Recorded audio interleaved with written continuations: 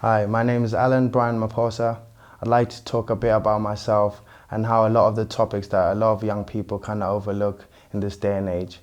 Ideally, I'd like to start where it all began for me in terms of youth work. When I was coming into this country at the age of 17, I was put into the social services where I felt that a lot of young people were kind of overlooked because of the understanding of how things were meant to be run, how much support they were supposed to receive, and those who kind of knew what they needed and the supports they could get were put ahead of others. Now, when we look back at the impact that those decisions make and affect the young people, we tend to kind of be biased in how it's viewed in society. A lot of young people are told to be lazy, looking for benefits, and not looking for progression. I'm kind of only connecting this to young people which have kind of come through the social services route and support structures where they have guardians put into place to kind of help them make decisions.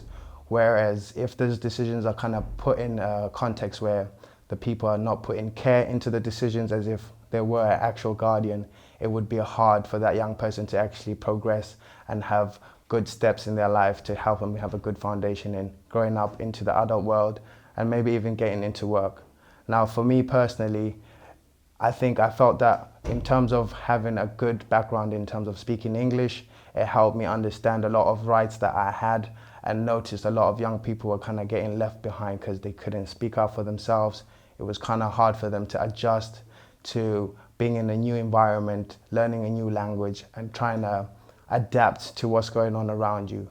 We tend to see a lot of young people are put in care with people where they're meant to be our parents in the sense of the word in terms of look after us and help us make the right decisions.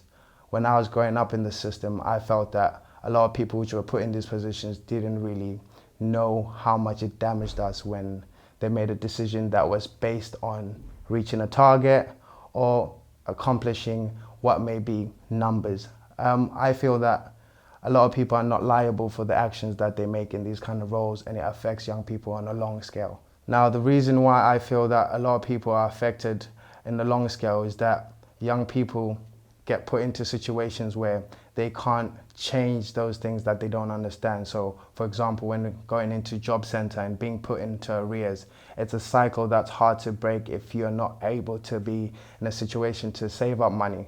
I'd like to use an example of myself being a child in care, going into supported living and going into semi-independent and fully becoming independent is stages where if you don't get the right kind of support around, for example, budgeting, how to create a CV, how to pay bills, what bills are in the first place, it's kind of hard to find your feet, especially for these young people that I'm talking about, which are unaccompanied young minors from different countries or young people from this country which are overlooked because maybe they had a bad grade or they've been involved in what people would like to call antisocial behaviors.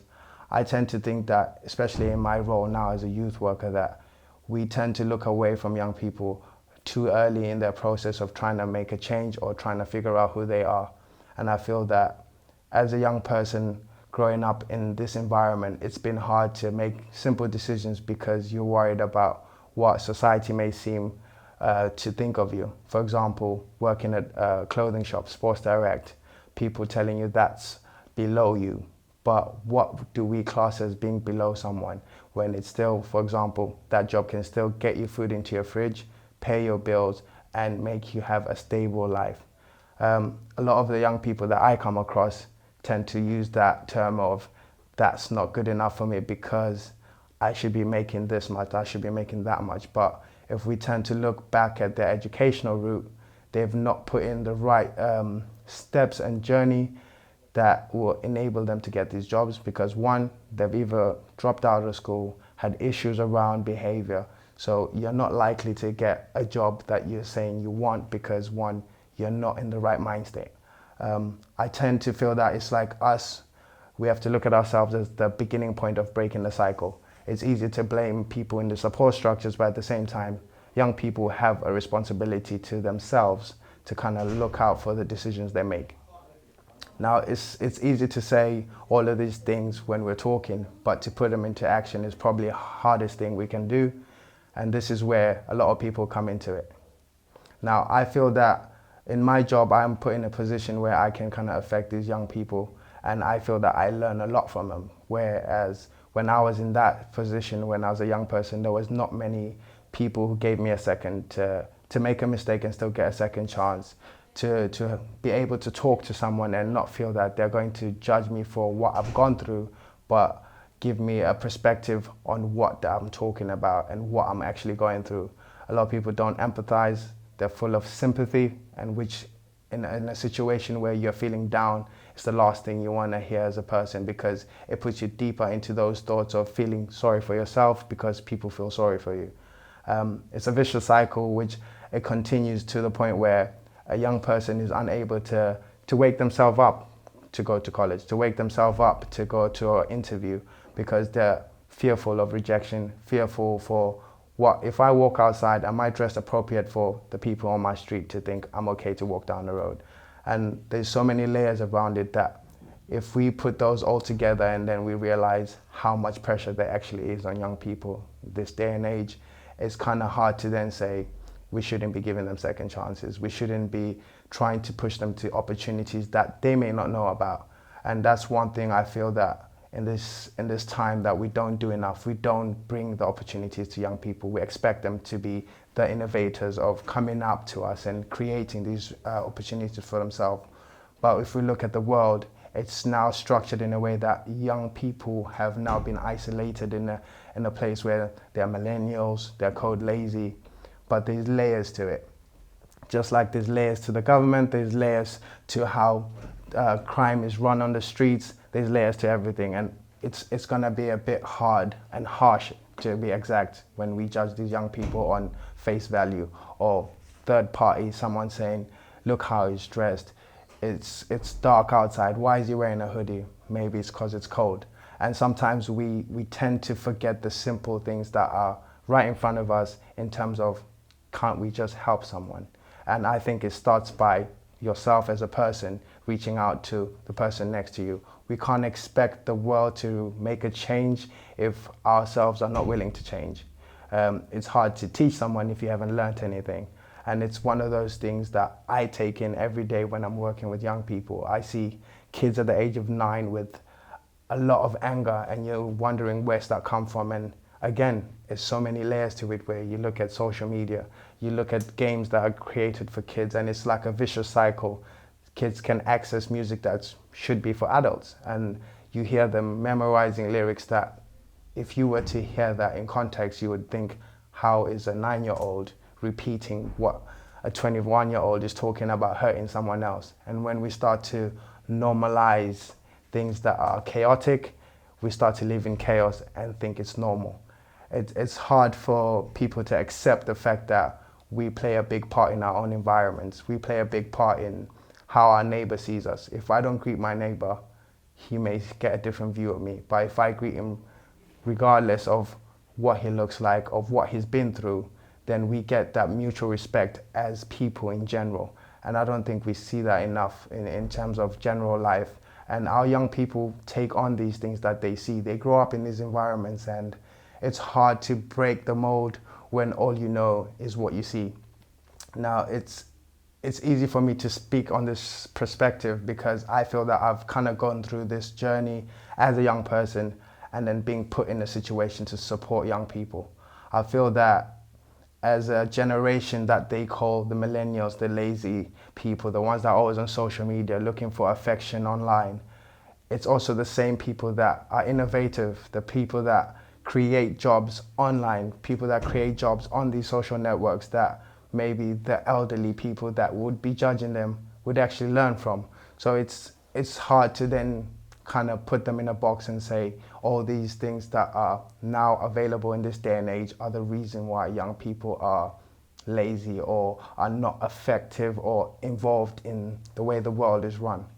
I take it back to being simple as, if you can't change what's around you, it's hard to try and change what's far from you. Just like policies, we cannot affect what is said in the parliament. Yes, we can make a vote, but as people, these policies that we want to put in place, we can act upon that in general public. If we're wanting equality, we can be equal to the people around us. We can treat people equally around the workplace, at home, at school, and these are values that are carried on to these young people that we so much put in boxes. The mental health side of things that is spiraling out the way, where all these support structures are actually being taken away because we feel again that the young people are a burden to our financial tech structure because we are investing too much in the young people. But isn't that the idea of young people are tomorrow? It's hard to vote on policies that are created for people that are not the ones who are supposed to be making the current votes. I'd like to kind of finish off in terms of concluding around how we could move on as a society and not just a generation, from the youngest person to the teenagers to 20-year-olds to 30-year-olds and to the elderly. If we don't want to all change, it's hard for us to then have someone relate to you. If you're not willing to understand the perspective of someone else, then how can someone else understand your perspective of things? And it's harder to move on in terms of the basic things of making simple decisions on what am I going to wear if I walk outside? What am I going to wear if I'm going to play? What am I going to wear if I'm going to interview? And we get worried about being judged too much. And there's people who are called out of the box thinkers, people who want to break the mold but are seen in a negative light because they're thinking for themselves. Now, it's easy to say that and then be put in a box saying, I'm calling people sheep, as they would say, because we are all following.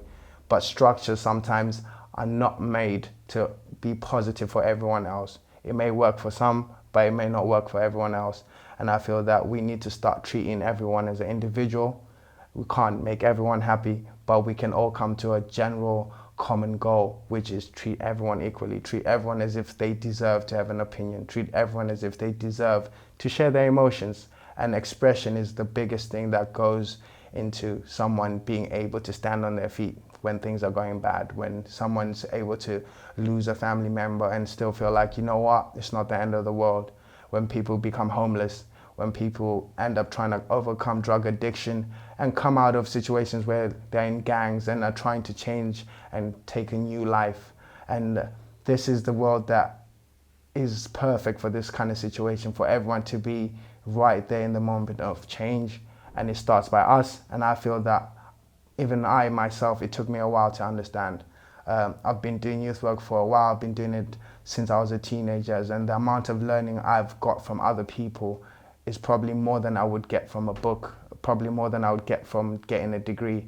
And I think that's the biggest way we can learn from each other, is actually living life to the fullest and treating everyone the same way we'd like to be treated.